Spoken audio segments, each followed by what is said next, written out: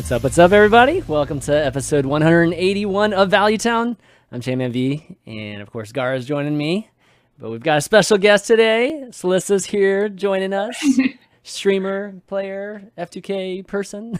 Yep, that's me.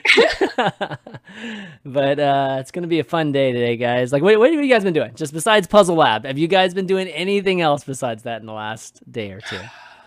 The puzzles are hurting my brain. I know. It's just wrecked right now. So much puzzling. I don't know how you guys do it on stream. Like, I could never do it. I remember doing like some of the first adventure modes on stream, and it was like so embarrassing, like messing up, that I just like decided, no, okay, I'm not doing this anymore. So, but yeah, Gaara, like both of you guys, Slysssa, I don't know how you do that. Like, it's crazy. I love it, because you see how difficult it is. And everyone in the chat is like, oh, this is so easy. Like even the absolute hardest puzzles where all the top streamers are struggling, like Colento Dog, they're all like Tights literally like had a breakdown at one of the puzzles. But everyone in the chat is like, oh my god, first try, easy mode. Oh, this is the easiest puzzle. Yeah. I mean, I try not to watch anybody, right? Because I didn't want any kind of spoilers. So I haven't seen how everybody's done, but definitely they're finishing quicker than I am, because I feel like some of the streamers finished in several hours, and it's. I think they're cheating. I think everyone no, 100% they're cheating. No, they're giving up. Like, there's no way. Oh, you think they're looking at answers? Oh, okay. Oh, yeah. You think because so? That would be lame, dude. If that's what they're doing. The puzzle mode is super great, but that's the hardest issue. Is just that like people. They want to tell you the answer's so bad. My chat and I are almost having fights about it. I'm like, no, guys, please don't tell me the answers. And I'll put them in emote-only mode so that they can't tell me anything. But they want to help me out so bad because they've seen somebody else do it already. Yeah. Or if they see it before me. And it's sometimes the case. Yeah, so I mean, I wish I could just sit down and just play through it all at once. So I haven't quite gotten a chance to do it, but might as well just go straight into Puzzle Lab. We're going to be talking about Puzzle Lab clearly today, because it just literally just came out yesterday, the new adventure mode or single player mode for the Boomsday project. So yeah, let's just dive into it. I mean, how many of you guys finished? Like, how many of you guys played? How many of you guys finished? I finished 2 wings. 2 wings. Okay, good. I've done one. I've just done the clear the board one. I've done 2 wings and 1 Dr. Boom. And wait, is that wait, are we talking about even the Dr. Boom completing wings, or? I didn't do one of them because I had to get off stream, but I wanted to finish it on stream. But no, I've finished one of the Dr. Booms, and I'm almost done with the other one. Yeah, I finished 1 Dr. Boom. So if we're talking completing, that includes Dr. Boom. So I've only done the 1, which is the clearing board. But it's more of a time thing. Yeah, like time wise, the Dr. Boom ones take like 4 to 5 hours, if not. Yeah. Oh my god, the clearing the board one, literally, dude. It took me like an hour and a half to 2 hours, I think, by itself, and I'm still not sure how I like. I still think I might have run into the solution a little luckily there at the end. It's funny because I was doing it on a call with Patra, but we were doing it separately, so we weren't actually working helping each together. other. Yeah, not helping really. Each other. We were just kind of there for moral support almost, and like maybe talking out a few things. And for the Dr. Boom section of Mirror, we were just struggling so hard. And in the end, I think it took us maybe an hour, not sure, but we finished at the exact same time with 2 completely different ways to complete the puzzle. Oh, that's cool. I didn't realize that thought too. they'd all cool. have to be one way. And we solved them 2 completely different ways at the exact same time. Oh, really? Wow. Yeah. That's cool. Oh, whoops. I'm showing the wrong thing here. Whoops. That's not supposed to happen. Hold on.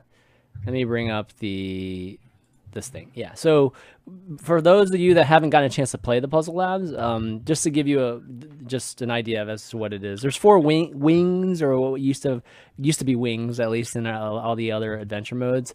But they're basically puzzle types. So we've got a lethal puzzle, like find the lethal.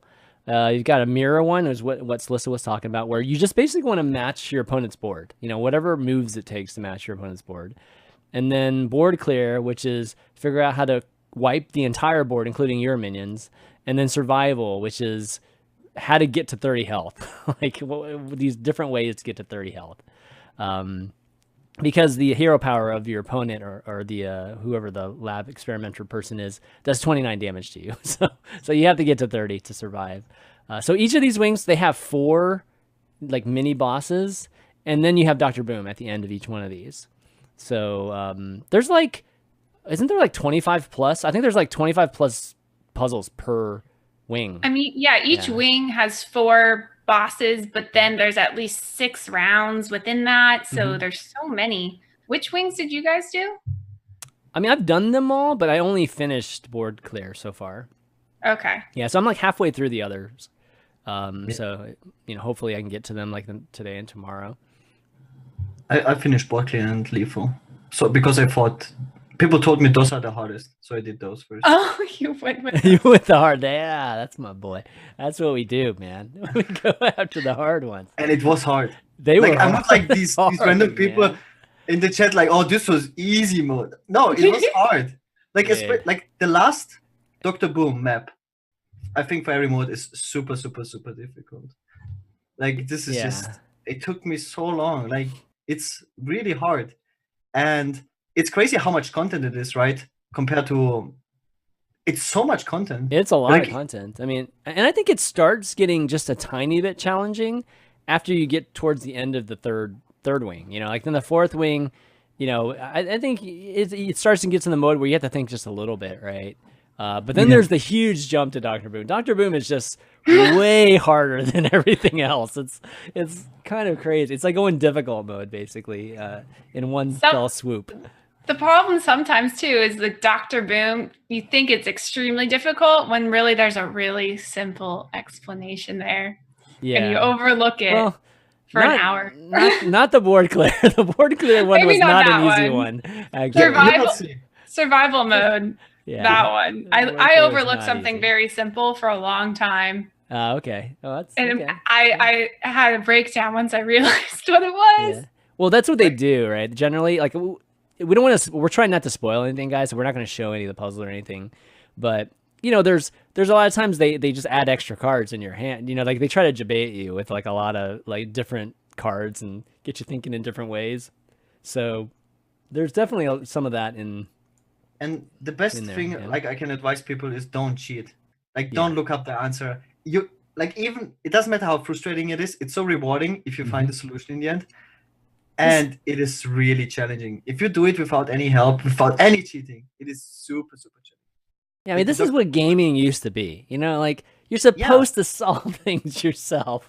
You know, before the internet and you know ways to cheat. Basically, you're supposed to figure it out. So I agree with Gaara. Do not, you know, and I think Slysssa is the same, obviously, because you don't want to be helped. Could if you would have gotten packs as a reward and you really wanted those packs, maybe. But at the same time, I think that's why they didn't do that. They didn't give you packs at the end because they really want you to try on your own to accomplish that final goal. Yeah, it would have been, you know, I would have said it's hard to come up with these puzzles. Like, I mean, believe me, I think just coming up with questions for stuff like Streamer Showdown is already difficult. So this is another level. It's like definitely harder. But it'd be cool if it just varied just a little bit, you know, and maybe there were like 3 ways to finish it, but they didn't have to change it too much, you know, just like little aspects to that. But guaranteeing that there's a finish I think that's probably where the difficult part is with having some variance to it. But yeah, so overall, I mean, I can't wait to, you know, definitely try the rest of them. Which one's your favorite? Like out of the 4, which type is your favorite? I personally like the lethal one. That's why I did that first. I wanted to see like the most complicated thing they can come up with. And man, the Dr. Boom for lethal one. You have all the different difficult lethal combos. You have the patron one, like the most ridiculous patron board. You have like the spoilers. I mean, I don't. That's fine, patron. No, I'm just saying it's just like it's not really spoilers. Yeah. It's just like and then there's like the inner fire like lethal ones. Yeah. With the most ridiculous I know which one you're talking about. And there's like this new, what is this guy called? The 02 Yeah, it's the whichever. test. The different one that gives you. Oh my god! It's not test dummies, but if you've played the combo priest, I think you have an easier time with some of these. But if you haven't played the combo priest, yeah, I was doing mirrors, and I didn't play. I haven't played a lot of priest, combo priest at least. And during it, I'm just staring at it like, oh my gosh, I missed out on so much training. But in the same time, these puzzles I feel like have boosted my skill levels. So. Yeah, it does get you into thinking. I mean, I played some APM priest, and that some of those particular ones were really easy for me because of it. It's just like you're already in that kind of frame of thinking, so you kind of know what some of the cards do, so and combinations do, right? So, but yeah, I can see how it could help you though. It could help you see the combos better in APM priest. I was thinking when I did this puzzle mode, it's like they should replace the tutorial with an easier version of this. It would be so good. It's such a good tutorial. The finding lethal, they could. Yeah. No, all of the ones like learning how to board clear with the cards like the file and whatnot, and finding lethals. And I think you really learn the game. Well, I know for me, whenever people come into my stream and ask what they should do if they're a new player, I always suggest that they try the solo adventures because you learn so much through them. Yeah, now that they're free, yeah, I mean, totally, especially because they're free now. That totally makes sense. I don't think the mirror one has that much application. There's just not that many cards that are, or minions or stuff that are placement centric, right? So I think that maybe in the future, if it was like the chess mode thing, then the mirror thing would make sense. But the other three, I can totally see that there's in-game application to all of them. The mirror is nice because you can learn like, oh, I can apply certain spells to the opponent's minion, not just my own minions. Yeah, that's true. There's a couple that I was like, oh, yeah, I totally forgot about that. Like doesn't say my own minion. That's right. Yeah. Just so you don't, Artosis Sylvanas like anytime soon. But yeah, so I think my favorite is I don't like survival. I mean, I think survival is my least favorite. But I'd say I don't know. I kind of like the mirror one, to be honest. I don't think the mirror one's as hard, but I kind of like I appreciate them making it because it's probably the hardest one to make.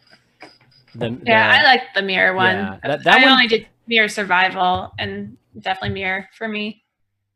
That I can imagine them screwing those questions up, like, like, oh yeah, one more move, when they're designing these things.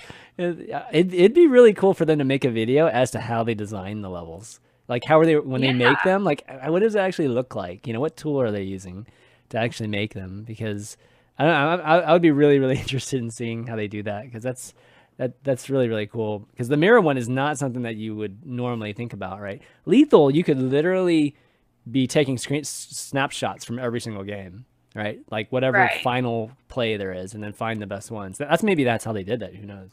But I think they did they do that with Toast?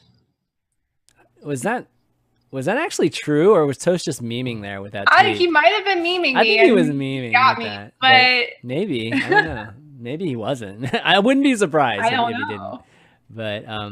But that's that's actually a good way. That's probably what I would have done. I would have just done a query on all their games. Final play, how many moves? Like what are the final plays that took the most moves? And then just take a look at what those plays looked like.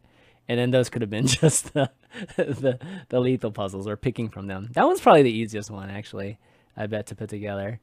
The lethal one. Yeah, because the lethal ones you can actually pull from real game data. Mm-hmm. Like they can snapshot like exactly the final board states of games. I don't remember if the lethal one had artificial cards, because some of these modes have like these cards that you only have in the mode. And I think the lethal one in the last map of Dr. Boom, you have like a card that shuffles 2 copies in your deck, which we don't have in the game. Oh, that's true. Yeah, that's true. Yeah, like the clear one has like destroy all your own minions and stuff like that. So yeah, to your point, maybe they did make it from scratch then. Mm-hmm. It took me a long time to find the one of lethal one. You have to do 1,000 damage, dude. You have Yep. Yeah. Really? I didn't know Yes. that. And the One final time. one? Like, Wow. Okay. it's you know what's so funny? Like, it's no spoilers, but the second to last one, you have to deal, I think, 400 face damage, and you're so happy when you solve it after like an hour or so. And then the next map, you It's have less 1,000. resources, and you have to do basically with the same cards with less resources. I mean, how you long have does to it do take to 1,000. do that It much took me damage? hours. Gosh, how long does it take you to do that much damage? You know what sucks is if you do that, you figure out some kind of damage combo, and then you get to like 990, and then it ends, and you're like, "Oh crap!" Like, Right there. Yeah, how long? How long of an animation does it take to even do that much damage? Does it take a long time, Gaara? Like Yeah. it must take like Yes. minutes. To Yeah, do that. I go to the bathroom while I do a try. Because Oh my the whole god! sequencing. Oh wow! Okay. But the best thing is, like, for like 3 hours or so, I was 500 damage of lethal, and you're like, you think this is the best I can do, and you're still 500 damage of lethal. It's hard to deal 400 damage already. Like, you have to play the cards in the perfect order, and you're like, Okay. how am I I gonna can't wait squeeze to out see that. 500 more damage? I can't wait to see that one. That one's gonna be a trip. I think, but it is probably the second hardest one. The bot clear final boss is probably. Oh my god, dude! I was like racking my brain last night. It was like 3 in the morning, and I'm just like staring at it. I'm just like, oh my god! It's like You kind of have to tried step so- away because yeah, otherwise it's really hard to see a second line. Like you're on your one line that you Yeah. think is right and it That's doesn't right. work. So it's really hard to be like, okay, where in this line is it wrong? Or is there a different line that I don't see? So you almost have to step away from the game for a second to try and see something I know what you else. mean. I totally agree.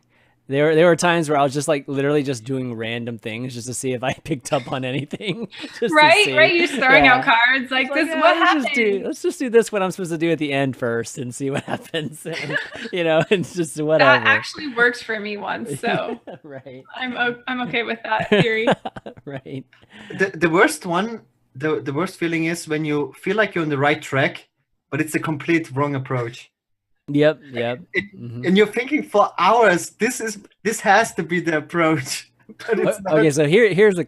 I don't know how we're gonna do this without actually revealing like details. I think of it's a it, good tip, but it's okay. not a So, spoiler. what is your most embarrassing map so far, or one so far? I can that's describe mine. I can definitely describe mine. It was just. I can also stupid. describe mine. Okay. I can describe mine, yeah. Okay. So mine was the one with the angry chicken, which was Mine like. too! Oh my god! I haven't done this felt one yet. like so stupid. I felt so You have two stupid. cards. You have Oh, two cards. Yep, Like, it's like 2 cards, and like I'm like, oh my god, I can't see the answer to this. It was so embarrassing. Yeah, and then it was finally like, oh my god, okay. After just like literally putting stuff on But- random but things it's for a second, fine. I'm like, oh, You okay. should have said something else, but just Yeah. spoiled it. Yeah, my bad. Mine was No, that's not a spoiler. I mean, Yeah, you did. it's not though. It's not. I don't think so. I don't know. Maybe it is. I don't know. Shit. I don't know. Spoilers, guys. Sorry if that is a spoiler. I'm not sure. It's only. I mean, it's just describing at least the board, right? You should have said Abomination and you have 2 cards in hand and you can't figure out the board clear. That's how I would have That's a described it. different one, dude. That's No, a it's the different same. one. No, it's that one. Mm, It's the angry chicken one. I Is don't want it? to say more. okay. All right. You We spoiled won't say it. anymore. We won't say anymore. Okay. So, Slysssa, which one was yours? Which one was yours? mine. Oh my gosh, it was the survival mode Dr. Boom, and Survival mode Dr. Boom? That's embarrassing. I mean, really? it was That's- because I don't know how to say it without giving too much away. But the answer was just like an obvious It- thing or something? It's like a very obvious thing that Okay. you should know. I mean, I racked my brain for hours, and it's just because like one card. Just didn't realize something about that card or something? Yeah, just like it's like a basic Hearthstone knowledge that like Okay. split my brain for an hour. So Gotcha. Like- Gotcha. Slysssa is like, the Frothing Berserker one with the patrons. It took me 2 tries. I didn't see the Easy. 64 damage immediately. That was pretty embarrassing. I But know, besides exactly. that, everything. No, I think I had like a meltdown on stream and went into crazy mode, and because my chat so badly wanted to tell me, and I just kept putting them in emote only mode. Don't tell me. Emote only mode. Wow. They can't tell you anything. That's true. That's true. Unless they try and use emotes I don't somehow. think I've ever been in a chat that's emote only. Wow. Okay. Oh, it's great. It's super That's fun. cool. That's cool. That's actually a really good idea. By I do it all the Twitch. time. Yeah, good stuff. But anyways, kudos to Blizzard for doing this. I mean, this is one of their best single player modes for sure. And I think Dungeon Run in Hunter or Monster Hunt was like a great one too. So right now I feel like they're on a roll, in terms of these expansion single player modes, and keep doing it because everybody's enjoying it. I think it just it creates like at least this new content, right? It's like another release essentially, 2 or 3 weeks after the release. So Yeah. it's kind of like their artificial way of doing that, releasing more stuff. But it works. It seems to be working. And if they have that like a nerf or whatever in another 3 or 4 weeks, then we're halfway to the next expansion, right? So The cycle of Blizzard. yeah. Or Hearthstone. There's always that cycle. So I love it. Yeah, totally. Anything else you guys want to say? Talk about Puzzle Lab? Anything might have missed here? Something that I noticed today is it's actually not so great to for a stream. Whoops. Sorry, I just had the intro accidentally go off there. A lot of people didn't watch because they didn't want to get spoiled. Yeah. So this is like tricky with this type of content. Like, Yeah. obviously you want to stream it. Obviously you want to like upload it on YouTube or whatever. But people don't want to get spoiled, right? Because it's something you really should solve yourself, or like that's like the whole fun. It's different than like showing deck lists and stuff. Yeah, man, I think this is one of those instances where it's how do you put it? It's like I feel like it's like the business side of all of this stuff really messes up the whole fun gaming side of this. You know what I mean? Like it's like a race. Whether you're like a website, a community website, or you're one of the influencers trying to tweet or stream, it's literally a race to figure out who can solve these things the quickest and then get them up there for everybody. So that's true. Yeah. Yeah. I mean, it's kind of our fault. I mean, it's the community's fault too, right? Like if everybody didn't want to see this information, then it wouldn't be such or the content makers wouldn't be such high demand to make them, right? So right. Yeah. I don't know. Like if there was an actual contest, it would have been cool to have a contest. I was thinking about this. Yeah. Like for tournament, it is like the Dr. Boom ones are super, super hard, right? Even for the best players. Even for the smartest people. Yeah, exactly. And imagine having like a tournament or so where people are just, playing against each other or solving the same super difficult puzzle. That would be so entertaining to watch because it's like nobody else has seen the solution to the puzzle. Yeah. It's like live. It would be so cool. Yeah, I mean, you guys remember when I think it was like Frodan, right, in Twitch. They had the dungeon run, right? Like they had the tournament in the end for like $30,000 or something, like some enormous amount of money. Was it the Monster Hunt or the dungeon run? I think it was the dungeon run. It was because you had to do it in all 9 classes, right? And I remember all these people practiced for like a week, right? Because there was like 2 phases to the competition, right? You had to qualify by doing all 9 in X number of, I forget what the parameters were, but then all those people qualified, and then they would have basically one chance to try to finish it. And if you got eliminated for whatever reason, you couldn't go on and do the rest of the classes.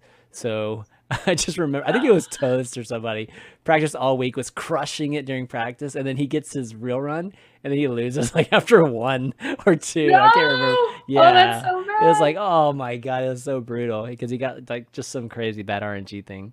So, the cool thing about the dungeon runs was that there's so much randomness that you can't like solve the dungeon run. Right. And with the puzzles, like if you would do it the same, it's super hard. Like, if you are forced to do it yourself, but people will just cheat, right? Because everyone does the same puzzle, and as soon as someone solves it, Yeah. it will be on the internet. But the dungeon ones, you couldn't you kind of had to learn like all the mechanics and how to build the decks and with different approaches. Right. Cleared it. Exactly. Yeah, because you would get different bosses. Like there was there's a different boss combinations. Yeah, so the pretty huge difference. So you had to be able to solve all of them, or at least have some type of strategy against all of them. So that part it was pretty interesting. But they could have done it. I think it's just a good idea to do an event like that every single one of these expansions. Just have a race, like it's like a rat race basically. Just do a rat race for all these adventure mode things. Didn't have to be for $30,000, but it could be just whatever. Or it could be. Yeah, or it could be. Yeah, sure. Oh, why not? Yeah, why not, right? Let's up at 40. It's up at 40. Okay. Doesn't have to be 30K. Crowdfund it. Yeah, let's do it. Yeah, exactly. But okay. Well, anyways, Puzzle Lab, huge success. I think keep doing those. Outside of Puzzle Labs, I mean, it's been pretty quiet week. I mean, obviously still stuff going on in the meta, which we can probably talk about now. I did obviously our little mini meta pulses. Actually, let's talk about the popularity and power rankings. Pretty different than last week, to be honest. Like the power rankings, popularity kind of similar. I mean, some shifts there, but for the most part, not too different. But yeah, power rankings, we got Warrior on top now, which is like from about 3 weeks ago, crazy different. That surprises me. But yeah, Odd Warriors just really Odd Warriors doing pretty well right now. So this is the last 24 hours, by the way. Oh, that little arrow is like a little bit further out. But yeah, so this is like last 24 hours, or maybe like more like 32 hours. So yeah, we got Warrior on top, Druid second, Hunter third. Hunter was number 1 before. I think Druid might have been third and moved up. Rogue down just a tiny bit. Warlock keeps on sliding. Might have just come down just a tiny bit there. Shaman about the same. Mage about the same. Paladin down for sure. Paladin was like number 3 or something like before. I think last week, and then Priest staying at the bottom, but moving up slowly in terms of the percent win rate. Any surprises here, guys? You're surprised by Warrior, right, Slysssa? Yeah, mostly because it is a very slow game, especially if you get a mirror. Mm-hmm. And so on the ladder, maybe that's not always optimal, but I have seen a bit of it watching some streamers at the top ranks, especially versus Malagos Druid and stuff. Oh, yeah. I could see it. Hero power. Hero power. You can't do anything. Well, that's why Tyler runs as Alina, because he said you win versus the Warrior, which it's a hard win otherwise. So it kind of depends on what you're facing in the meta that day, where you are on the ladder, maybe. Mm-hmm. But yeah. Gaara, any surprises? Power rankings? If Odd Warrior is like that good, then tomorrow I do top 10 legend easy clap. It's by far my best deck. The games are so long though, man. I've played mostly that this week.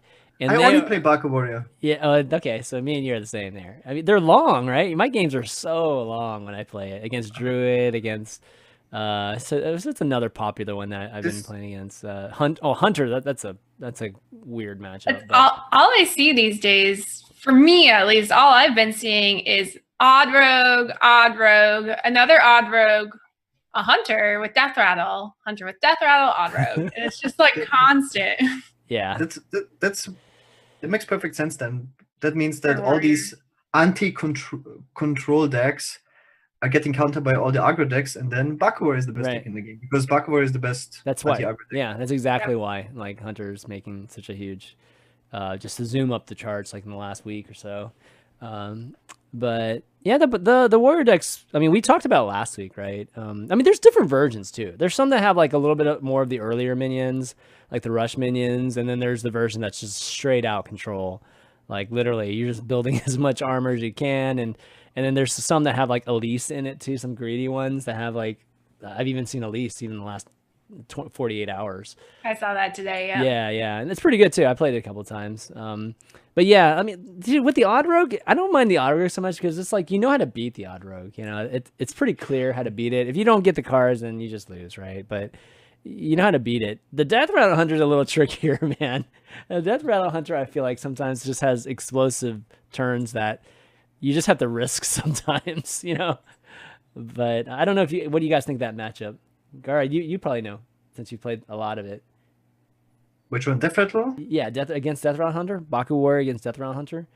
Like, I fatigued them now. I was super surprised that it works. Okay. I mean, I used to lose doing that though. Like the thing is, you have to fatigue them because Baku Warrior's win condition is fatigue. Yeah, true. Like out resource or fatigue, but you will not go are not going to out resource Death Rattle Hunter. It comes down to how if they use both trackings, what they discard with the tracking, and how fast they get the Rexar.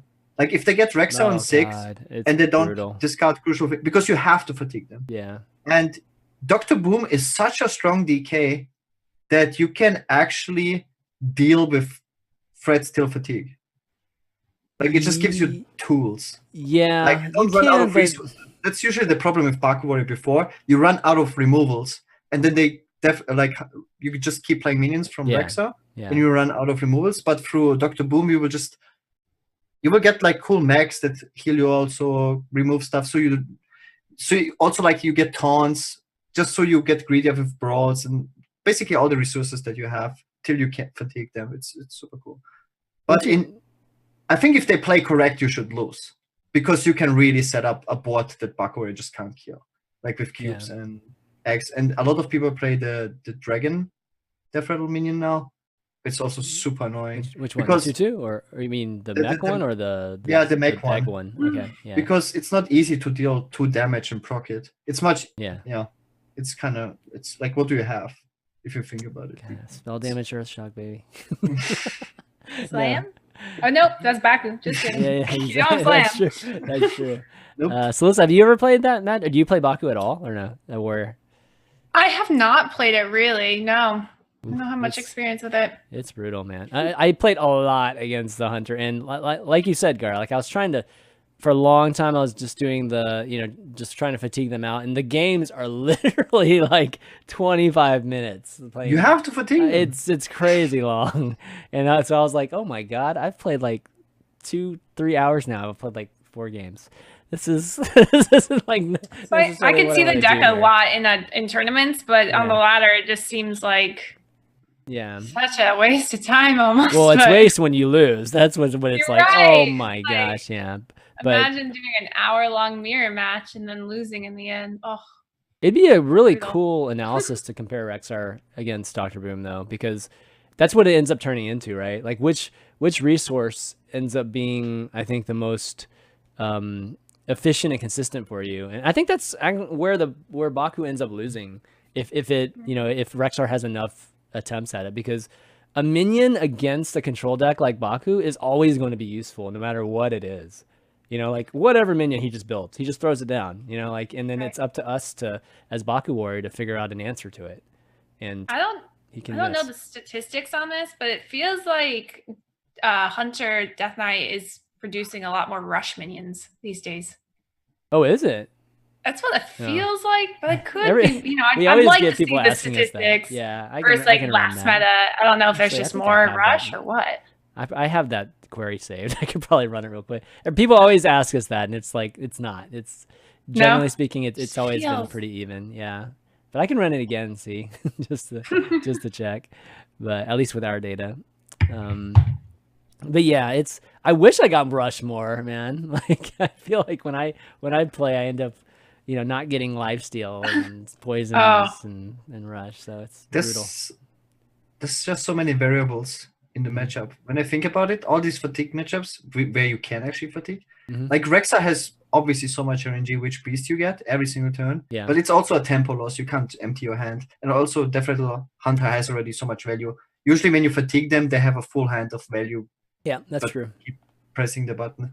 But also Dr. Boom, which hero power you get in which situation is so important. Like sometimes you need a specific hero power to clear the board, or like a specific mag, which gives you a lot of value.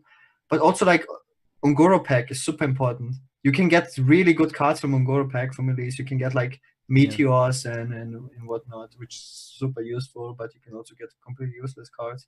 So there's a lot of variables. You have to play out the games. It's like you can't really say, okay, this guy is gonna win or you're gonna win. Yeah, well, that's what I mean. Like, I think that there are misses with the hero power with Boom. Like the Whirlwind one, even to some degree the 3 damage one can be a miss too. But the Whirlwind one can actually be the best one if you get it the turn you play Boom and you can't press the button. Then it's actually the best one because everyone. No, but that's also like indirect RNG. So if you get the worst one at the first one where you can't use the hero power, it's the best one because every hero power afterwards is going to be good.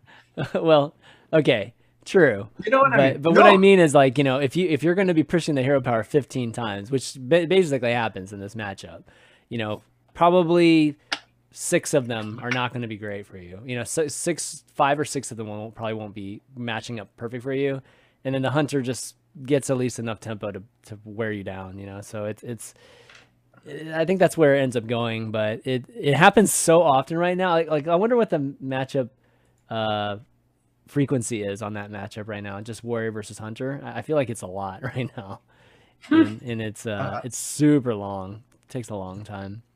Another thing. Go ahead. Another thing which I really want to point out is I feel like Rexa has the highest skill cap. From what I've seen is people really build bad beasts or they don't know what beast to go for. What's a common mistake you think? Like I see like a lot of streamers and I'm like I would have not went for this beast. Maybe because I played more Hunter or whatever. But Rexa, when you look also at HSReplay.net, like Rexa has a very low win rate whenever it's played. Always like 40% or so as a card, but in a lot of matchups it's like the best card you can have.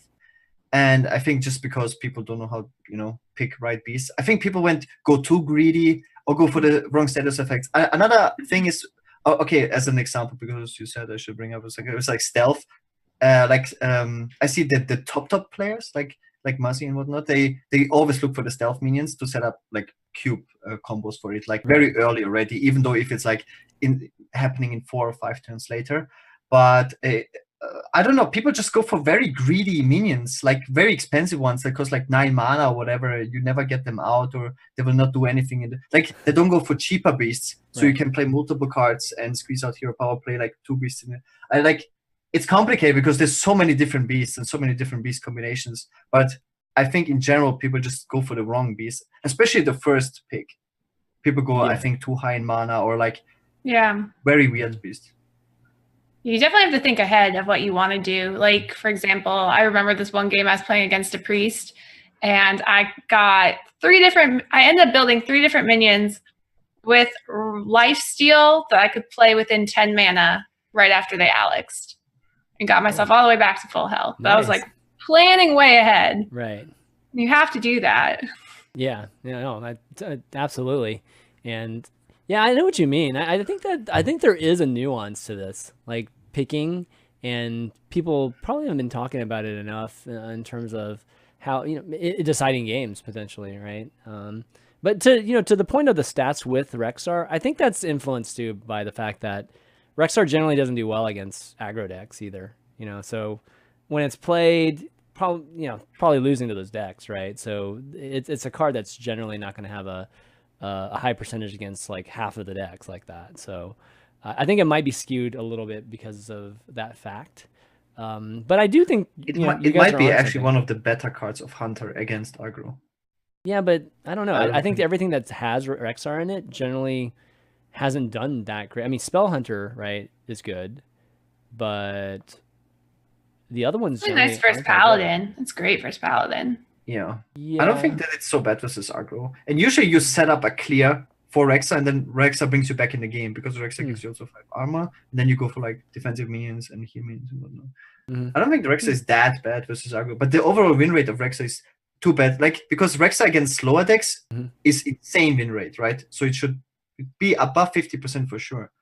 Yeah. Or like sure. Around 50%, but it is really low. It's like 40%. That's like it's like a card that is, I don't know, a regular 9-drop that is played from hand. I don't know if it's like from Big Druid.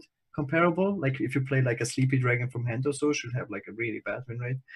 I don't have it on top of my head, but it's comparable to that. Playing like a super slow minion from hand that does nothing. Rek'Sai is much better. What range are you looking at, man? Deck win rate I see is like high, dude.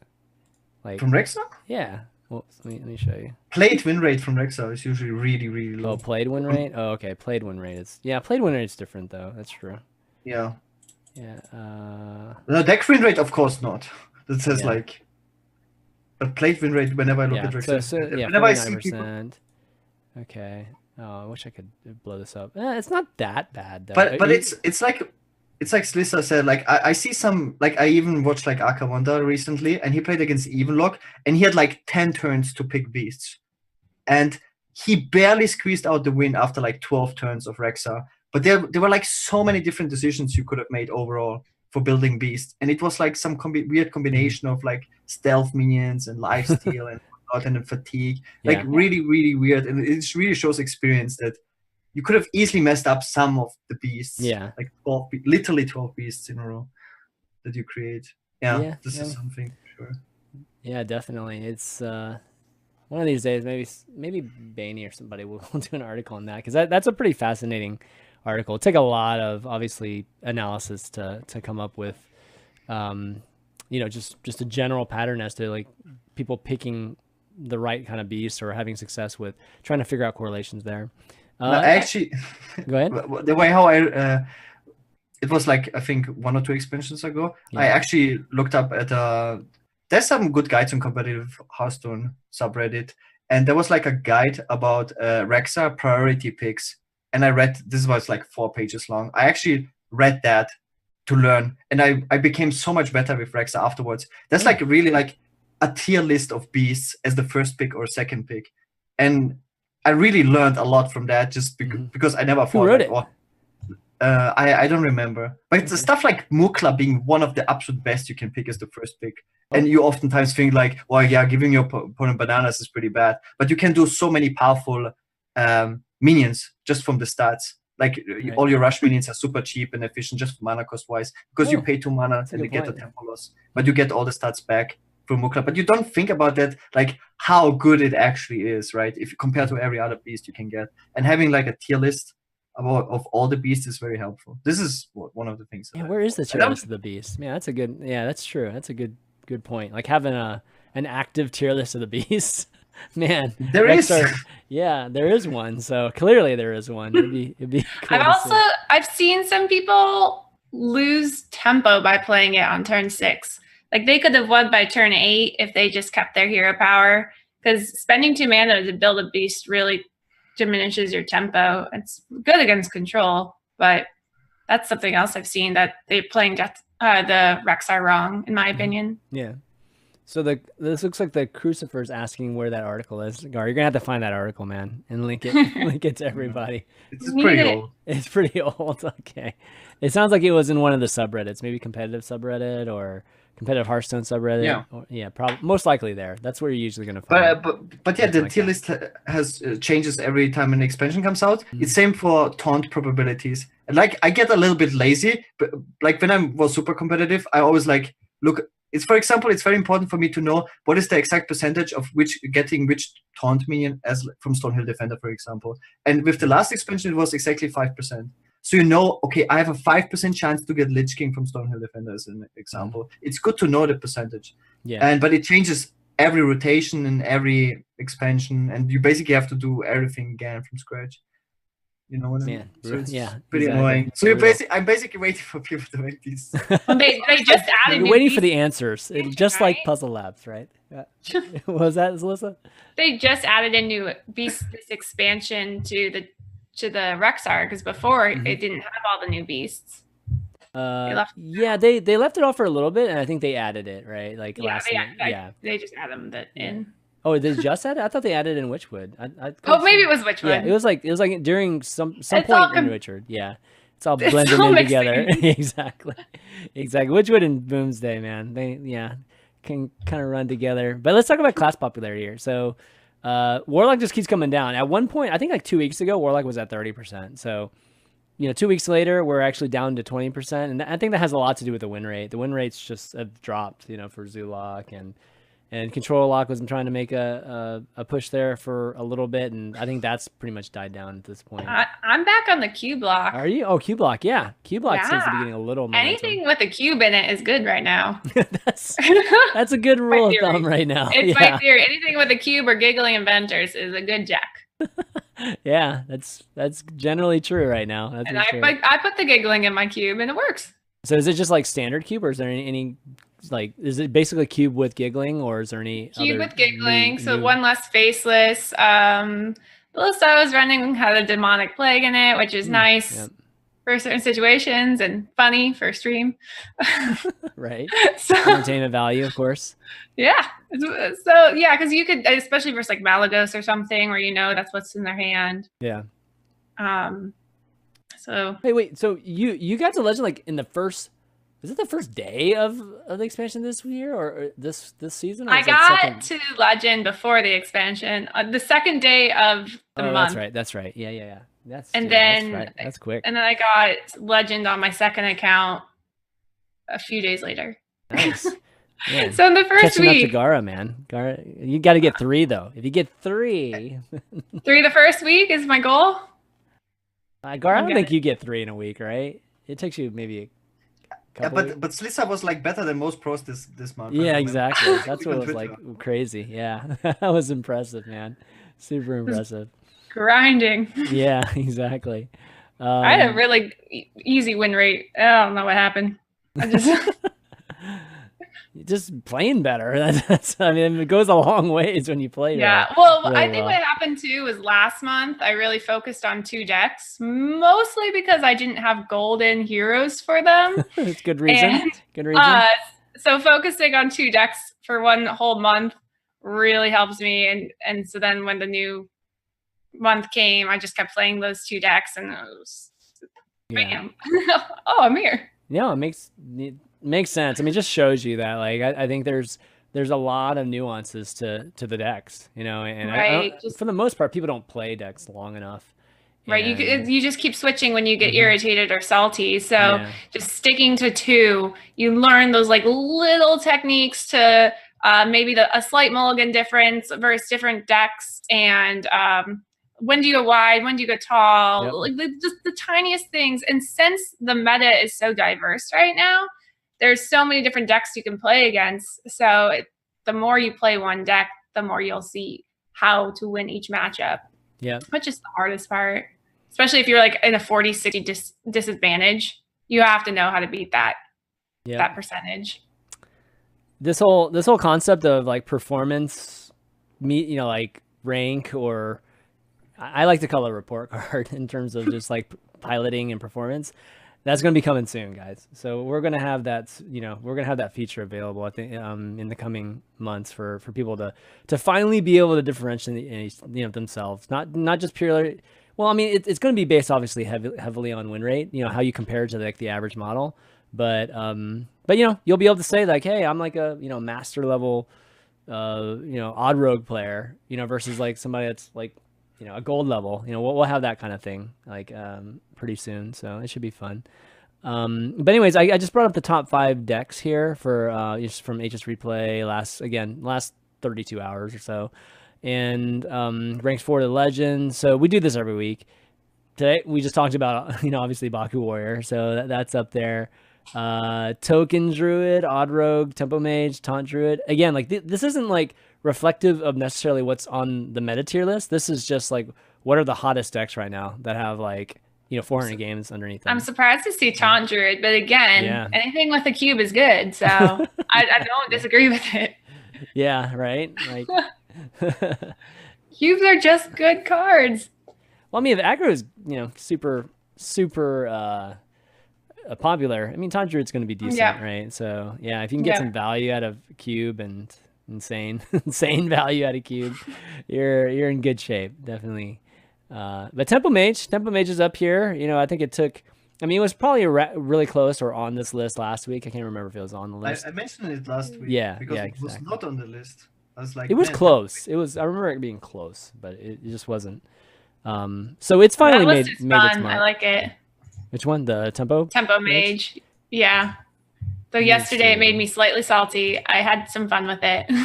I got 12 wins with the Brawl using the Tempo Mage. Oh, really? Nice. Yeah. Nice. I remember trying Tempo Mage in the first week, and it was just crushing. Like, I mean, not crushing, meaning it was doing terrible, and it was just like soul crushing doing it. So I just had to stop. I might have to go revisit it now. Now it seems to be a better place. I had an 85% win rate the first day with it, mostly because everyone was being super greedy on the ladder, trying some like creative, like really creative stuff, which is great, but a Tempo Mage will beat that. See, that's what my hypothesis was too. But then when I played it, all these people would be playing heal class, just decks, and I just couldn't ever produce enough damage. So I mean, I didn't have some of these nuances like anomaly and stuff like that. But that's what it is. It's that spell damage card is so good, so nice, especially with what's the 1 mana card that shoots out the missiles wide? Shooting Star. The Shooting Star? Yeah. Oh, Shooting Star. Yeah. It's such a great combo to clear, especially versus the Paladin, which can be a hard matchup before. Yep, that's true. No, Paladin's definitely taking a hit. I think Odd Paladin's coming down a bit just because I feel like all of these decks have an element to play decently against it. Token's probably the same as it always was, but these others do pretty decent. Odd Warrior does extremely. I mean, it has like double MC tech in it. I mean, it's very, very prepared to deal with like the wide boards. So yeah, anything else surprising here? Token Druid, like we don't really talk about Token Druid that much, but it's always just there. It doesn't seem to go anywhere for the most part. It's the same thing, but just with giggling. Like the old one with just giggling. So whenever I see it in tournaments, it seems super strong. I just never see it on the ladder. I barely see it on the ladder. Yeah, it's if I watch like. I don't know if I watch like a pro or whatever streaming and they're trying to get to a certain certain rank. I always feel like they fall back. There's always a Token Druid in their list of decks that they just kind of fall back on. Exactly, and then I think Token Druid is one of those decks too that has a high variance in skill. So I think the pro players are just way better than your average legend player. So I feel like also like the previous Token Druid just needed one more thing, and the Giggling Inventor is exactly what it needed. It needed this one more refill, right? And like by the end of the previous expansion, people played Scenarios, which was already really good, but this was like way at the end. It was kind of like the last week of the last expansion. People included that. It's just like when you play against it, you knew all you have to do is clear the 2 boards. From the Sword of the Forest and Whispering Woods token. Yeah. Whispering and Woods. Now with the Wider Teachers, which was already difficult because the deck draws so much faster than other classes. But now with the Giggling Inventors, you can do different board fills, like with Giggling Inventor, Sword of the Forest combos, and with you can waste your Wider Teachers and use spells on that. It's much harder to kill or clear all the boards. It's definitely like a complete deck, it feels like, and it's much stronger versus anti-aggro decks, probably even stronger against Evenlock as well. It's really hard to clear. I mean, it takes 5 hits to clear the thing. That's why people were running Blood Knight, just to even help with clearing that.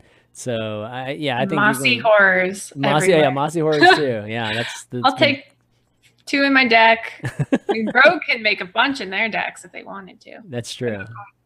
Yeah, no, that's a good point. Yeah, for sure. So yeah, I think Token Druids, it's one of those, big swing, or not swing, but you kind of have to risk things, when you're playing that against some of the decks right now, because a lot of the decks do have the ability to clear it, whether it's like Pyros or it's like Primordial Drakes, and there's almost every single clear is really, really good for token boards. It's Token Druid boards. So it's interesting how it does well, but I believe just by watching so much of it, that has a lot to do with just people just know how to play it way better than your average person. So that's why they do so well with it. Okay, well, anyways, that's just kind of a look, guys. You guys can take a look at these decks. Of course, you can find these decks at HSReplay.net. I don't have the codes, obviously, here for you to copy easily, unfortunately. But back in my day, we didn't have a code. Exactly, right. But you can find these on the meta tab. And I mean, taking a look at that real quick. I mean, what do we got here? Just to look very, very briefly here. Let's see, last day, we've got Token Druid on top. Speaking of which, we're talking about rank 5 the legend, and then all the hunters. Yeah, the hunters are just on fire. Look how many tier 1 lists there are right now. It's crazy. It's like 5 of them. And then of course the massive sea of tier 2. Oh man. Yeah, Oddrogue's taking a little bit of a hit. But that's the nice thing about this meta that we've had the last couple of metas is there's so many lists compared to like back in the Jade Druid days when there was Jade Druid and Aggro Druid, and that was it. Now there's just so many lists, which is great for the game.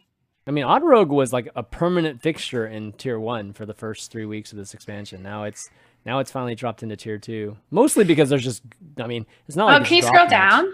Is that Spiteful Druid I see? Yeah, Spiteful Druid. Oh, making a comeback. Yeah, Spiteful Druid was on the rise even last week when we were talking, right, Gaara? I'm pretty sure it does good against recruits, right? Does it? I haven't actually played it. Let me see. Let me just see what's in. I haven't played it that much, to be honest. Let's see what's in it. That's really good. I mean, I know we were talking about last week, and it's that it's been a little underrated. I don't think RDE thought it was that great though, but I know a lot of people have been talking about Spiteful Druid the last week or so. These changes usually have something to do with a dominant deck leaving the meta. Right. Like with Tempo Mage, as soon as Tempo Mage appears as a strong deck, it usually tells me people play less Druid or people play less Malygos Druid, because Tempo Mage loses to Barco Warrior and Malygos Druid horribly, but it can beat pretty much everything else. Like destroy decks like Even Lock, Cube Lock, rogues, like all sorts of rogues. And what do we have here? Like, oh my god, yeah, Spiteful Druid. Spiteful Druid is also a deck that is good versus. It's very bad versus Odd Paladin, I might say, just faster decks. But we don't have like super fast decks. Like it plays double MC tag, so it's good versus Zoo if they have like somewhat of a slow opener. But it should be super bad versus Odd Paladin. But there's no Odd Paladin in the meta. Not really. Yeah, it's kind of phasing out right now. So then you can play like this 1 tier slower aggressive deck, which is much better versus slower decks, just because So the play is like floop into another summoner, right? Like you're just getting 3 summoners basically, right? Like I'm assuming. Like, I haven't played this deck. Easy club. Or triple giggling. Triple giggling. Let's go. That seems wasteful to me, but you might need it. Yeah. No, against aggro. Versus aggro. Yeah, against aggro, I guess you need it. Yeah. You Blood Knight versus the giggling, then they're like, haha, I have another giggling, and then you play Floop and you have another Blood Knight. Haha. I mean, I've been going giggle crazy with Quest Rogue recently. Oh yeah. Quest Rogue giggling is pretty good. Quest Rogue. Yeah, Quest Rogue's been on our list, the top 5. Like last week, I think it was even there. So, Blood Knight is a very strong card in the meta right now because so many people play giggling, but I think it only makes sense in aggressive decks. Like playing Blood Knight in a control deck just doesn't do enough. Yeah, because you're not meant to take. You're not trying to take board. You know, you're just trying to clear board constantly. Right? Yeah. So, yeah, it does seem like a weird way to do it. Or Mossy would be better, just literally clearing the entire thing. Yeah. So, anyways, this is the Spiteful deck. It's performing well. I mean, give it a try. I mean, it's not that much different than the old one, of course. I mean, you can't really do that much with Spiteful Druid. Well, yeah, Spitefuls are pretty hard. You're pretty easy to navigate as decks, especially for people who aren't as comfortable with Hearthstone. Yeah, that's a good point. It's a very curve-oriented deck, so you just got curve-stone-ish. Anything else in here that's kind of surprising? There's another Spell Hunter. What the heck? I thought that we... Oh, no, that's Spell Hunter. No, Malygos Druid being so low. Oh, Spell Hunter's way lower. Okay. Malygos Druid, most pros say, I agree, it's the best deck in the game right now. By far the best deck, and it's like 50% win rate deck. Just because, again, it has super high skill cap. Yeah, we can look in... A lot of these decks have actually a skill cap. Yeah, it's a little bit higher. It's in Legends 51.2, so... Yeah, but it being the best deck in the game, it's a pretty damn low win rate. Yeah, I mean, again, there's... I think it has to do with like the pros are obviously the top of the the heap, right? So the popularity might not just match to that. There might be a lot of people that just aren't that great at that deck. Because you can't play this deck bad. You can. There's a lot of misplays in Malaga's Trade. Yeah, absolutely. Yeah. That's what I'm saying. It's like surprising, like how low the win rate is, considering how good this deck is. That's what I mean. That's why you need performance ratings, dude. It's gonna be good.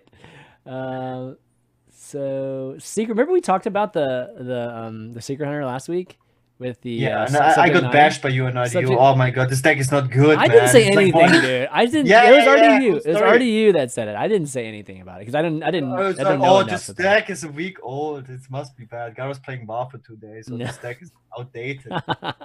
I didn't say that was already you, man. That's all already you. It's still good. Yeah, it's clearly. I mean, definitely still good. I've heard people tweet about this, like just to HSReplay. So. I'm not as good anymore as building a deck, but I'm very, very good at seeing if a deck is good.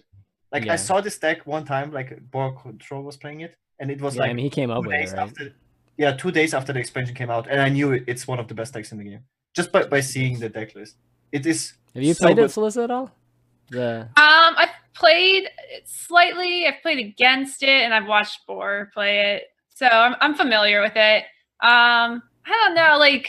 There's also a skill cap to beating hunters. Some people just like run their minions into the secrets and you're just like, why aren't you playing around them? Like you don't have to go face this turn.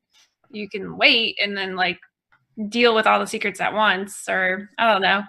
So there was like a game I was playing even lock and I literally didn't attack face once. And won because he just knew the secrets would win his game and I just never attacked his face. Right. Right. No, that is the way to beat them, right? Is to have them be stuck with the same secrets in their hands too. Yeah, like just don't stoop to their level. But no, I've watched. Yeah, I mean, I see the value in it, but if you can play around the secrets, then there's also that value. I think this is great. This is how Hearthstone should be. That misplay should matter, and someone playing good should matter. Yeah. So like both players being able to do something with their skill. Is good that it matters. Again, it didn't matter for quite a long time, I feel like. If you're playing an aggro deck, though, you have no choice. Like, you have to. Yeah, right? no, you have to. Yeah. But and then there's situations like you can wait. Like, if you have a mana worm on board, you maybe don't want to attack with it. Maybe wait till your 2/3's on board. Yeah, true. You know? No, those are the little decisions. Yeah, exactly. That can make a huge difference here. But still funny that this deck was created in the first days of the expansion, and it's still good right now. So it's really cool to see that. Because the card is good. It's like Dr. 5. Yeah, so good. It's 5 if you cards, can put this card, if you can put this card in a good deck, then it's so sick. Like 5 mana, draw 5 cards. Doesn't matter what you draw. It's so good value. It's insane. Yeah, and you can actually. I heard a really interesting debate about that card between Zalay and Boar because Boar wanted to play it for tempo, but Zalay was convinced they were now in a fatigue matchup and he didn't want to filter the deck out. So I thought that it was actually a very interesting play. Oh, that's true. I mean, I guess you could be in that kind of position, right, where you're. Yeah, because if you're going into Deathstalk or Rexar, then you're going more into control sometimes. So. Yeah. I think it's interesting situations. Yeah. Zalay seems to always be in those situations where things might go into fatigue in a very first time situation, right? He and Amnesiac had that bad Oh my gosh. I was sitting there. Yeah. I was there. Oh, nice. I went to the bathroom. That was crazy. Times. Yeah. Everyone's like, oh, I'll probably be done in 10 minutes. I come back. It's an hour later. Still going. And pass, draw up card. Waste a card, kill nothing. and then exactly. Rope the do nothing turn, okay? Right, exactly. Speaking of fatigue, the Buenos Aires tournament. Yes. Yep. Like I remember I finished my stream. I was making food. I was eating food. I was watching PNC versus Race. Go to the gym, being on the treadmill for 1.5 hours. They're still playing. I come back from the gym. They're still playing. I'm pretty sure the series lasted 5 hours. It was ridiculous. It was the longest series. It was super long. It was the same exact series for the entire evening. Yeah, that was a pretty brutal one too. Yeah, so Buenos Aires was this past weekend. If you guys didn't see it, it was kind of weird because I don't know, like the production was they had Lorinda and was it Derek like talking over, the basically the broadcast for the Spanish, or I think it's Spanish, not Portuguese, right? Like the Spanish broadcast. So it was just kind of like, yeah, it was kind of like an extra. I felt like it was almost like a side stream, kind of feeling to it, which is a little bit strange, but yeah, I mean, definitely, I saw the end of it, so I saw Monsanto and well, I saw Muzzy, Monsanto. It was Lee and God, who was the last one? I forget who the last person was in the bracket. Let me see. Oh, actually, they don't show it here. Great, thanks, Blizzard. But definitely some great matches there. If you guys want to check it out, I think if you want to see some different decks, because Muzzy brought up like 4 different decks that we talked about last week, and kind of seeing how they perform, because they did perform well, and he actually ended up losing in the semis when he was favored, which was kind of a bummer for him in terms of just his draws or whatnot. But overall, I think it was a pretty good event too, and like there's only a few more events left, I think, in the year, right? We got Germany, we've got one this week, which is, I think it's in Asia, right? Like, I forget which one is it? I was just looking at the schedule earlier. I just having a. Why do you think? I thought there was like another. Is it no? Bangkok already happened, right? So. Why do you think there's only a few events left? Like, this is literally the first month of the. Well, season. I meant. Okay, not few events. I guess I was just kind of meaning like at least there will be a lot of events. Yeah, I guess there's still going to be a lot of events. I was thinking just more in this kind of August, September area, but I guess we still have like October. I thought it ends in October. No, like it just started. I mean, yeah, we have like August, September, October, and November. Like it's again it's 4 months. Yeah, it's 4 months again. Oh, that's right. I keep thinking it's like BlizzCon. Like again, it's not. Okay, so we still have like an entire. It's in January the finals. Yeah. We got an entire season's worth. Yeah, so Taichung is this week right now. Or no, not Taichung. Is this right? I think this happened as well. Yeah, Taichung already happened, right? So yeah, we have Buenos Aires. So we got oh no, so there's nothing this week actually. Sorry, I'm like looking at the schedule. So yeah, there's nothing this week. It's just global games this week, and then DreamHack. I mean, Gamescom is next week. Yeah, Gamescom. Is there an announcement for Hearthstone and Gamescom? Isn't Tice doing something there right now? Is he? Okay, maybe he is. Gamescom, they haven't done any like announcements for Hearthstone in a long time. Okay. There used to be like global finals, but this is now at BlizzCon, and there used to be WCE finals. Mm-hmm. Yeah, which also doesn't exist anymore. Yeah. So Gamescom, I don't think. Okay, so like it looks like the next event might be Montreal, right? Like you were saying, DreamHack Montreal. Yeah, the playoffs. I mean, and then the one playoffs, of the biggest. Of course. Mm-hmm. The next week. Yeah, this is the following week. Yeah, and then no, actually, Oslo is the 29th through August 1st, and that's season through. That's a tour stop. Is that? I don't know. I would think the playoffs would be in their schedule here, but I don't know. I'm looking at their schedule here. I'm just gonna link it in the chat, and yeah. So. Take it for what's on there. It looks like Oslo is 29th to the August 1st,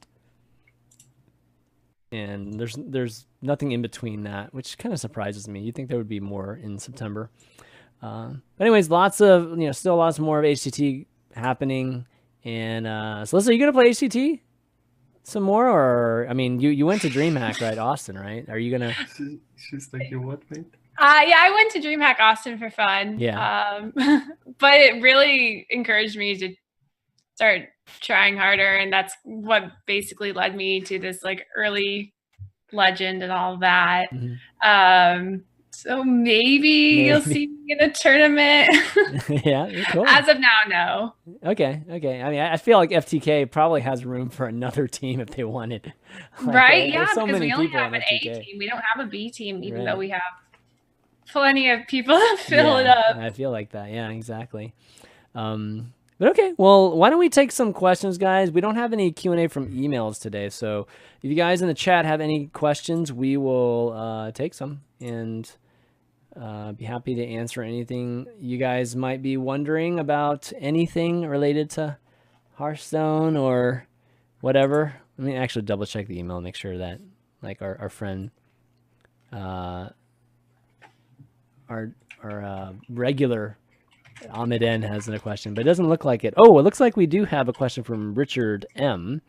It says, have any higher ranked players explored Treachery Control Warlock? And he says, in context, in your last podcast, you mentioned how hard it is to counter various builds, short of using Demonic Project. I find that Control Warlock with Treachery and Halfiend has a lot going for it. You've got the Demonic Project to ruin like Mechathuns or anything like that, and you can beat many control combo decks by discarding their combos, and Control Lock is a good base. It's essentially tech against combos in the hand. Yeah, so Treachery Control Lock, it like had a little moment there, like in Kobolds maybe? Was it? I can't remember actually when it was. But there was some interesting moments. I know people like Savis have played on stream and things like that, but I don't know. Anything to that, guys? Like, you guys have any experience with it? Yes. So first of all, Dog played it from the did he? players. Did he play it like in a competitive event? Not in a competitive event, but on High Legend. All his meme decks are usually on High Legend. Okay, right. Just making sure it's a meme deck, like when that in context there. The problem with the deck is the two strongest cards you still have are like Lecky and Skull of the Manari, and you can't play the what is the minion called? The 3/6. The Ghoul. The Ghoul. You can't play the Ghoul because it's a demon with Skull, and that's your best card. So that is bad. So it seems like a worse version of the best Warlock decks.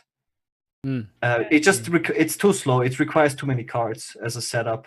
It also doesn't just require you to draw the cards, but to also have the mana. And I think people are underestimating how fast, let's say, Togwaggle Druid is. It's super fast. Oftentimes, they have the full combo with the reduced Togwaggle plus Azalina before you even draw one project as a control warlock. It's as a regular control warlock. It's insane. Before you draw one project, they already drew the entire deck. It's just super fast. I feel like it's just too slow. I think normal Togwaggle Warlock is even better. The one that plays Hammett, that just kills your deck. I think it's faster. That would also counter these control decks. I think that's not too bad. Maybe I will play that more again. Now that I mentioned it myself. Yeah. But I think the other one is just too slow. And again, you don't play Skull. It's your best card. All right, GJC has a question here. I'll just throw this to you, Slysssa. Which deck in this meta has you tilted the most? What broken deck is frustrating to play against? Oh man, the most frustrating to play against. I mean, that question's always like, to me, it's like whatever you like the most. It's whatever counters that deck, right? Right. Yeah. Yep. So what's the most frustrating to play against? Like as of now, anything with Death Rattle, Death Rattle Rogue, Death Rattle Hunter, I think are both really strong. I don't know if it comes frustrating. I think Quest Rogue's always frustrating. That's mine. Get their quest off. Yeah, I Quest Rogue is definitely frustrating. I don't play against a lot, surprisingly. I think playing against the Azalina King Togwaggle decks are frustrating to play against. I think those are like decided. I call that do nothing druid. They literally do nothing forever. They just, oh, I'm gonna armor, oh, I'm gonna draw, oh, I'm gonna, and then they just switch them, and you're just like, okay. Like, I think the worst experience is when you get your hopes up because you might have a chance against Malygos Druid, and then it's Togwaggle, and then it's completely opposite. Yep. I mean, now that you said that, who was it that's playing Azalina, right? Like Tyler, yeah, Tyler's playing Malygos Azalina. That's brutal. Yeah. So you're happy that you play Azalina. It's like, wait, he would not have done that first, right? There's no way he would have done that first. No, so it makes me question whether Mill is, like, it's good for the game if Mill is actually a high tier deck, because No, it's not good for the yeah, game. I mean, it's like it's an entertaining type of way to play like Hearthstone. I just don't think it's a very healthy competitive way to play It's the Hearthstone. same with Questrook. Questrook should never be a tier 1 deck. It's so bad for the game. Like, it should be a niche counter deck, but it should never be a tier. It's the same with Jade Druid. Jade Druid should never be like the best deck in the game, which is completely logical because I mean, I think there's scenarios where it's okay for not Jade Druid, but like Quest Rogue, but it has to be so hard to pilot, like crazy hard, kind of like APM Priest right now. I can see that. Yeah, if it's that hard to pilot, then I'm okay with this type of single player type of game. You know what I mean? But it has to be super hard, so that not very many people can do it. That's the biggest issue I have with Druids. Most tier 1 Druid decks used to be quite easy to play, or like to play to a level that you get a high win rate. Most of the time, just keeping Wild Growth, playing Wild Growth, and then play a very powerful 4-mana card into Nourish, into Ultimate Infestation is a very powerful line to win the game. And almost everyone knows how to do that. Yeah. But if it's very difficult to win, then the deck can be... Like, I was fine with Razakus Priest, even though so many people hated it. No, it was actually just fine. Yeah. Very few people played it on High Legend. Very few. Only who played it perfect. Because you could counter it and you had to play it perfect. Like, to get to a High Legend, because there was so much skill involved. Yeah, it wasn't that strong at lower ranks, right? It just wasn't that strong because of the same reason. Yeah. Somebody's saying APM. Yeah, APM is bad. Exactly. Right. I mean, if it was actually super good for, certain people who understood it like backwards and forward, then I would be okay with that Priest still making it in there, at the event level. But because it's not that good, it's kind of where it should be. Like decks that are, I think, more meme-ish or have that type of feel to it, I think belong in that entertainment bucket, more so than it does competitive. I've lost to Do Nothing Priest a couple times, aka the Mechathune Priest. Oh yeah. And so I tried to pilot it myself off stream maybe 2 nights ago, and I lost every game. So then I decided I wasn't as mad anymore about it. Yeah. When you lose to it, you're just like, they just drew their hand and then they did nothing. They literally did nothing. Right. But I did learn it was a little bit not a great deck. They remove stuff. I mean, I think it's unfair to say they do nothing. They actually do nothing. They almost do nothing. All right. But they do nothing, and I do paper hands on curve. That's how I like to call it. I play Barkover and I do paper hands turn 10. So I know what they should do. They should add a 5th wing to Puzzle Lab that's do nothing. Like you say, they should call it do nothing, and it's basically a bunch of good like Mechathune type of puzzles and whatever King Taiwan. Yeah, exactly, right. Draw your deck. That's like all they do is they just draw. Draw. How do you draw all your cards and then kill your opponent in one turn? Yeah, like that sort of thing. That'd be funny. Okay, see, we got another question here. Do you really think they will nerf Quest Rogue a 3rd time? I don't know if they should or shouldn't, but I don't think they will because it's not out of control yet. Like I think they need to, if the stats show that it's like being played, at a not a crazy high play rate, and the win rate isn't like ridiculously high, then I think they'll probably do nothing. What I find interesting about that right now, even though Questrook might be stronger than ever before, just in raw power level, we have too many options. We never had so many decks you can theoretically play that are good, and this is why so few people play Questrook. Like, we had metas where you have only like literally 3 decks to play that are good. It's kind of popular, to be honest. It's like 2.9%, which is actually pretty high. I started playing it for the first time, and I'd never played Quest Rogue before. This is my first time. Yeah, playing it after so many metas. So I'm not good at Legend. Look at this. Legend's 4.31%. I mean, it's because of Legend players why it's being played. Look at this, man. I mean, this is obviously a lot higher, but this is pretty high. Like this is. Wait, what's the odd rogue? That's all I see. Yeah, Odd Rogue Makes is sense. yeah, right there. That's what you're seeing. I was saying Odd Rogue Death Rattle Hunter. It's just like crazy amounts. This just tells you you're supposed to, if you want to get past the gatekeeper, you just play Death Rattle Hunter. that's what people are doing clearly. But yeah. So anyways, like Quest Rogue right now, that's the 7th most popular deck in Legend. So that's probably why. I don't know. Maybe it went also a bit higher because of the Baku Warriors. If Baku Warriors now like the strongest deck, you destroy it with Quest Rogue. I mean, 4% is still not like that problematic. Yeah, it's way down. It's kind of high, but I'm happy. Like I feel like Shadowbox Shaman in the previous meta, I faced like every other game. Like it felt like 50% of the games. Oh, I haven't seen Shadowwalk in a long time. Oh, thank God. Unless it's tempo, but. No, this is the one that's actually grumble and stuff. Okay. That was frustrating to face Shadowbox Shamans. You never enjoy playing against it. I know what I'm going to play tomorrow. Shadowwalk? Yes, do it. Yeah, it's good stuff. Only to annoy someone. Oh no, I'm going to get sniped. Okay, any last questions? We'll take one more and then we'll probably call it. Did I miss one up here? I think so. Well, actually, in the meantime, while we're waiting for a question, I do want to give a shout out to our patrons. I've been supporting the show for a long time. So if you're interested in supporting Valuetown, go to patreon.com/Valuetown and throw a pledge our way. Really, really appreciate it. But want to give a shout out to our legendary producer, Mike T, as well as a bunch of other awesome longtime patrons, Bryce L, Dave C, AF4004, who's actually a new patron.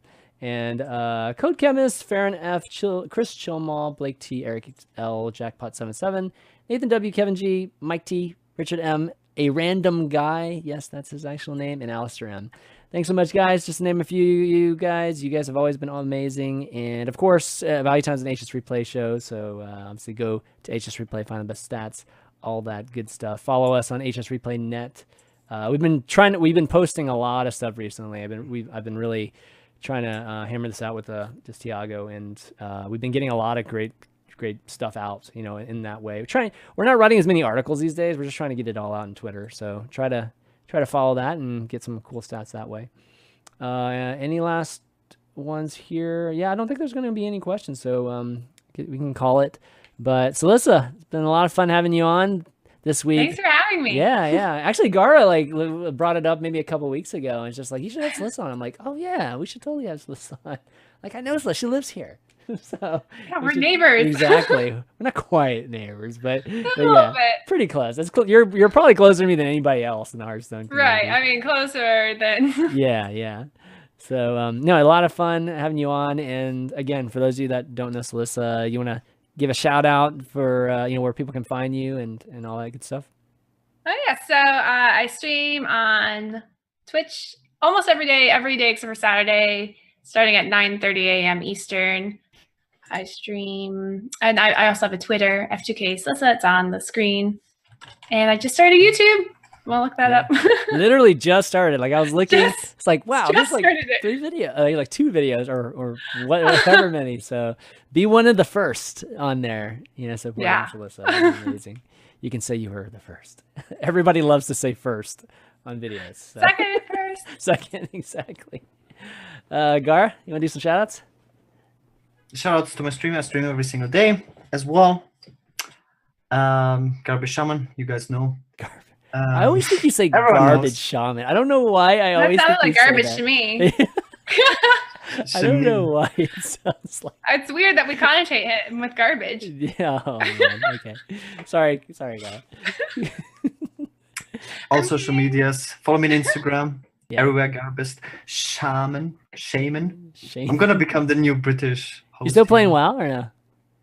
Yeah, I did all the mythics yesterday in one day. That was pretty efficient. So I'm staying like on top in WoW by just playing like once or twice per week, which is pretty cool.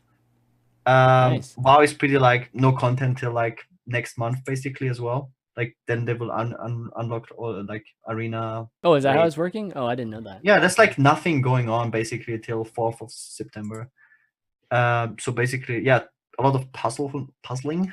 But tomorrow I will just go back to the Hearthstone grind. I'm gonna try to finish top 20 legend this month, and it basically starts tomorrow. The grind, I think. 20. grind with warrior? I will see. I think Maligos Druid will be the best deck. I mean, I saw 5 different people posting rank 1 legend with Maligos Druid in the last 24 hours. Yeah. So.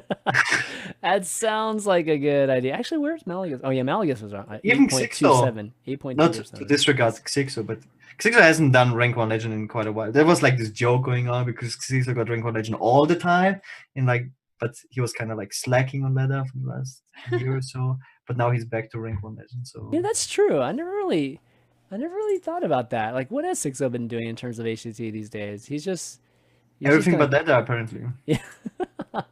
Okay. Yeah. No, it's just like you can. I think people really underestimate like how big of a grind it is. If you want to compete in Hearthstone, especially in Europe, you can most of the time only do it for 1 year before you get completely burned out. I think this is the main reason why you will see world champions like quit Hearthstone or do a long break after they win worlds, because the grind for that year is absolutely inhuman. Like if you just look at Sintolol, like he had to take a very long break. Like he finished rank 1 in points last year. Yeah. And then he just had to take a 3-month break or whatever, like this year. And this is basically for everyone. And I think it happened to Xixo as well. But Xixo grinded for years, much longer than most people. And he was on top for a very long time. I think you just get burned out. That's what I think. You just can't do it for like 4 years in a row. Yeah, I can imagine that. Yeah, we still need to do more for our champions. I feel like the champs should just be like automatically invited to the prelims or something like that. As crazy and terrible as that might sound to like all the average players, I mean, you know, they still have to play. If they're not playing, then they're going to do terrible anyways, right? So it's not. It's just it's like more of a gesture to past champions. Like I just feel like we just need to do more for these people, because otherwise it's like you win the world championship and then the next season starts. And then there's, you know, like you start from 0 again. Well, maybe it's not from 0 again, but you know what I mean. Now you have like these master tiers, which nobody will reach except 2 people in the entire world. Yeah, so I think like in Europe it's only Fino or so, but that like he will barely reach like master tiers. No, Hunter Ace. Hunter Ace. Yeah. But that's like one person. Yeah, Hunter Ace is like by far I think the top now, right? So I agree. I mean I think what's going to happen is they're going to adjust it at least. You know, they're going to adjust it so everybody gets money, you know, like that they were originally planning on giving out. But yeah, they'll have to figure out what that right value is actually next year when that comes around.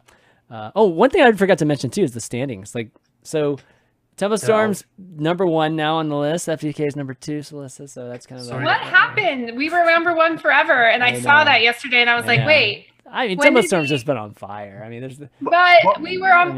What? Why? Okay, I know what happened. Like Bot Control actually told me. Okay, tell me.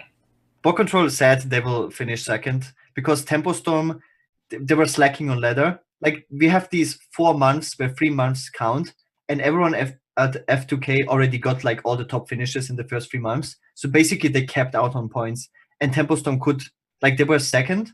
But they could gain so many points from the last month in ladder because they didn't do anything in the first month. And just overall, they had better tournament finishes in the past. Yeah, I mean, I just think the tournament finishes, they've just been doing super well. Yeah. I mean... No, but why... Like, F2K was literally, like Slysssa said, rank 1 for... Yeah. Till the standings came out. It's just because Puzzlestone could get so many points from ladder from the last month. Oh, it's just literally from last month? Yeah, literally. Oh, okay. I didn't realize it was there was so many points they all of them could get from Yeah, but you know, it's also Muzzy, or I mean, more so Muzzy basically finishes top 4 at every tournament. Like I feel like every tournament he's been to recently, he's been finishing top 4. So, you know, Fino had that run too, like early on in the season. I think that's reflected in his points and in F2K's points. So. You know, in the end, it's going to be a battle. I mean, I don't think are the teams going to play each other in the end? I don't even know what happens, or is it just like that's just it? Is that just it? Okay, okay. It's pretty boring, right? Because they don't really hype it up or announce it anywhere. Like, where did you even see like the final stands? We got the standings posted at least today. Yeah, Elliot. So They have the whole spreadsheet or the PDF with all the points on there too, like how they were distributed, like when they got it and all that stuff. It's pretty. I feel like pretty it should be posted all the time at every HCT tour stop, like during casting and stuff, like who's currently on top. And there like, should just be a page that's like updated, not real time. That as well. It takes a little bit to update, right? It takes.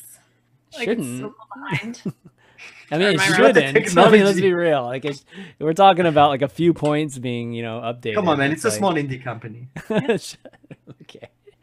All right. Anyways, this was supposed to be shout-outs. Turned into like another segment, but we should wrap up now. But thanks to two of you guys for Shout doing out to the Blizzard. show. I love them so. Yeah, exactly. Thanks Shout for out the to puzzles, Puzzle Blizzard. Labs. Exactly. Amazing. But thanks everybody for watching. You guys are amazing. Of course, the YouTube's going to be available. YouTube.com, HSReplay.net. Guys, go there. Start getting the VODs there. And then we'll be on audio on the normal channels. It's going to be on iTunes, Google Play, SoundCloud, and Spotify as well. Just look up Valuetown and leave us a rating too if you enjoy the show, because it helps people find the show if they're looking for it. But that's going to be it, guys, for this week. So for Slysssa, Gaara, and myself, ChanmanV, we'll see you next week.